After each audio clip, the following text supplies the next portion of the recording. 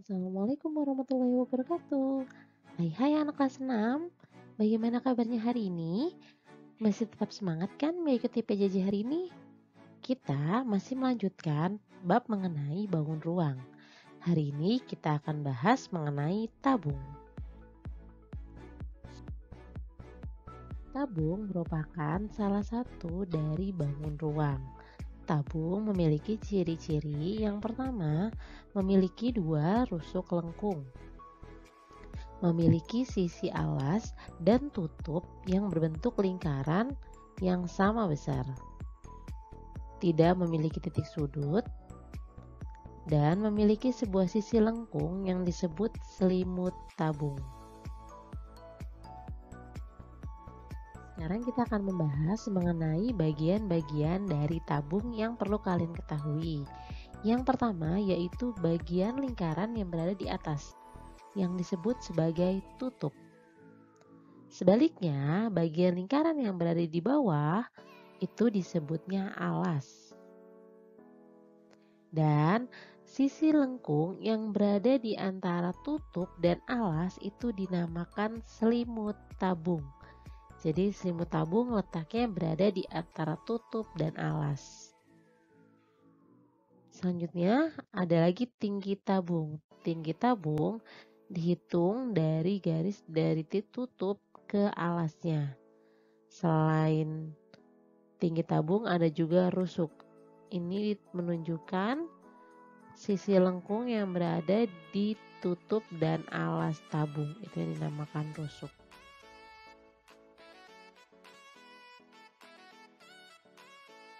Kita akan mencari tahu bentuk jaring-jaring tabung. Di sini Bu Anggi contohkan dua bentuk jaring-jaring tabung. Yang pertama seperti ini, yang kedua seperti ini.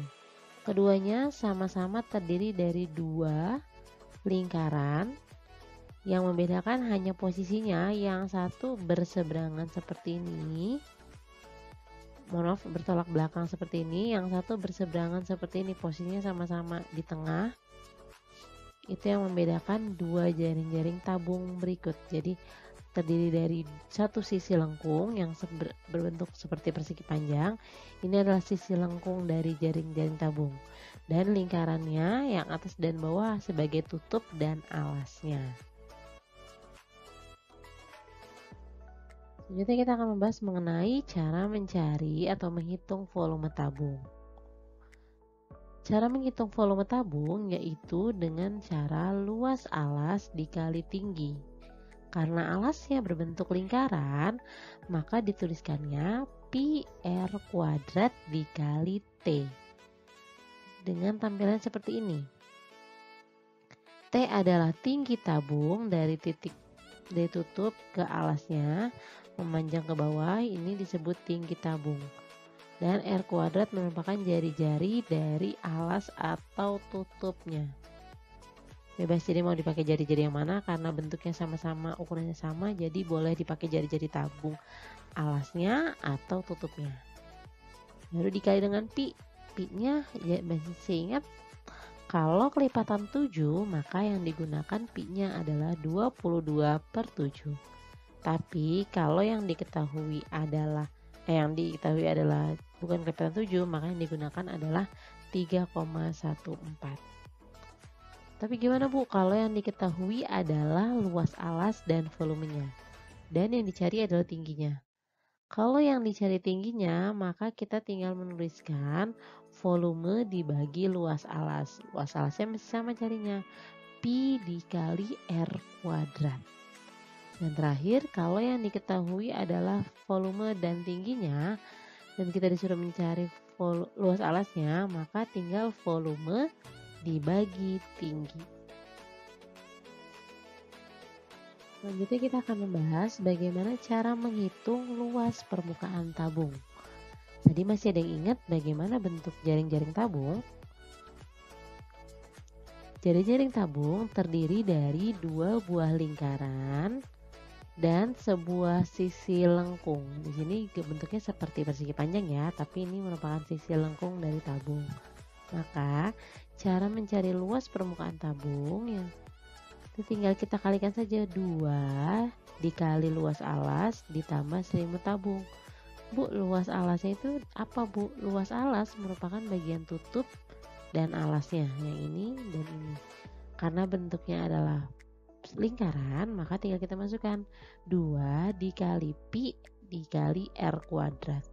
Ditambah untuk mencari selimut tabung adalah 2 dikali pi dikali R dikali T. Maka kalau kita sederhanakan akan seperti ini. Jadi cara mencari luas permukaan tabung adalah 2 dikali pi dikali R dalam kurung R ditambah T. Ini merupakan cara mencari luas permukaan tabung. Sekarang kita masuk ke contoh soalnya. Panjang jari-jari alas sebuah tabung adalah 21 cm. Jika tinggi tabung 30 cm, tentukan luas permukaan tabung tersebut. Perhatikan, kalau kita gambarkan soal pada tabung pada soal, akan terlihat seperti ini dari sebuah tabung. Yang pertama diketahui adalah jari-jarinya 21 cm. Boleh kamu tuliskan di sini, boleh juga di bawah, karena bentuknya lingkaran dengan bentuk yang sama dan ukuran yang sama, maka 21 cm di atas sama seperti yang di bawah. Selanjutnya, tinggi tabung yaitu yang berada di tengah ini nih. Ini merupakan tinggi tabung yang menjulang dari tutup ke alas. Itu ukurannya 30 cm. Kita disuruh menentukan luas permukaan tabung tersebut. Luas permukaan itu adalah 2 dikali pi dikali R dalam kurung R ditambah T atau jari-jari ditambah T. Maka tinggal kita masukkan saja. Perhatikan, pi-nya yang digunakan karena di sini R-nya 21 yang merupakan kelipatan 7, maka yang digunakan pi-nya adalah 22/7. Jadi 2 dikali 22/7 dikali jari-jarinya 21, jari-jari selanjutnya ditambahkan dengan tinggi 21 ditambah 30. Sekarang kita perhatikan, ada yang bisa sederhanakan? Ada, yaitu 7 dan 21. Sama-sama bisa dibagi 7, 21 dibagi 7 hasilnya 3, 7 dibagi 7 hasilnya 1. Jadi kalau kita kalikan, 2 dikali 22, 44 dikali 3. Hasilnya adalah 132 ditambah 21 tambah 30, yaitu 51. Hasil 132 dikali 51 adalah 6.732 cm persegi, karena ini adalah luas permukaan, bukan volume. Contoh soal selanjutnya.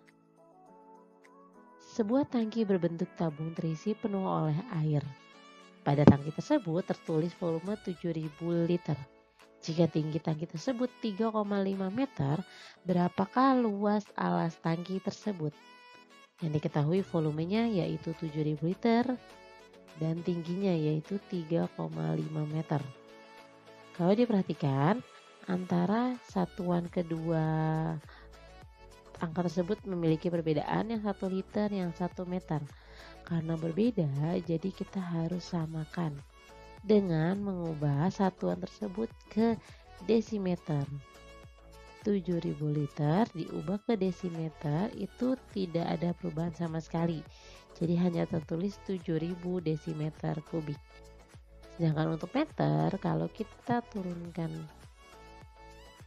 menjadi desimeter, maka tinggal 3,5 dikali 10, yaitu 35 desimeter.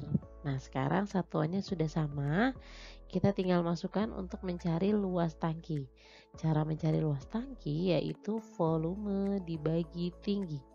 Volumenya 7.000 dibagi 35, maka luas alas tangki tersebut adalah 200 desimeter persegi. Terima kasih sudah memperhatikan penjelasan dari Bu Anggit. Setelah ini jangan lupa kerjakan tugasnya ya. Bu Anggit tunggu. Sampai bertemu di video selanjutnya. Wassalamualaikum warahmatullahi wabarakatuh.